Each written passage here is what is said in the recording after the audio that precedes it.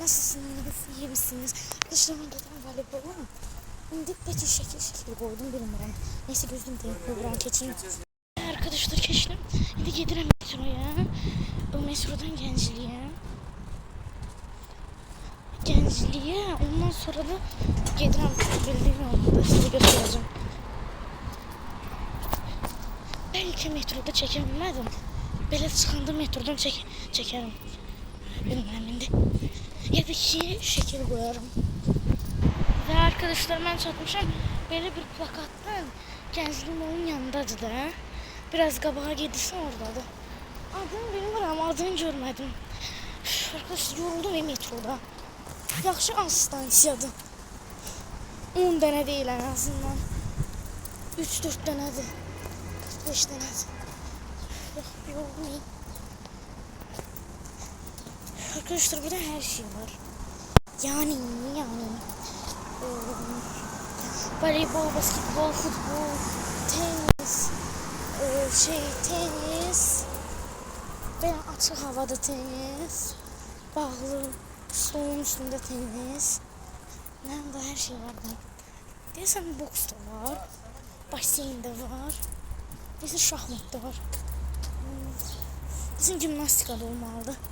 Neyse gelin ben bir tane çatım. Yolumuz biraz uzaktı.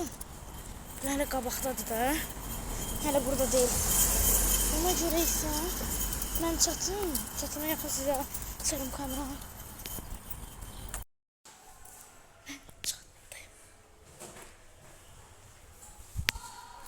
Şuradan benim şurafım. Şimdi gelin ben eynimi bir daha.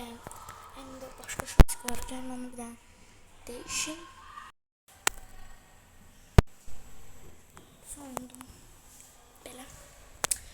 Sizin için bir tane şekil koyarım. Orhan güzel bir şekilde. Neyse böyle. Arkadaşlar ben çıktım. Görmedi sudan soktular ne alırım öyle mi süzülüyor? Yadımdan çıktım. Özüm nasıl götürüm? Evden. O da ki ben hiç vakit evden götürmedim. Evden götürmek istemedim. Ona göre de burada büfet var da bizde büfet kimi yer var. İçinde paçisi her şey satılır da. Böyle palaçki, sarkı, zat, su zat. Ben de dedim gelip burada alaram da. Akası bu da bağlam ne olup otpuska gediblər oradakilarla. Da kalmışam susuz. Gedim su alayım. Öylem de öyle. Düşün böyle soyuq su istedim. Su ya da ki sok. Bence su aldım çünkü sok adamı suzdurur. Sonra su isteyeceğim. Neyse. Gidelim açalım. Ben Yapus'a gitmiştim. Şüler almıştım oradan. Onlarda da gelen videoda bakarsın. Bye bye.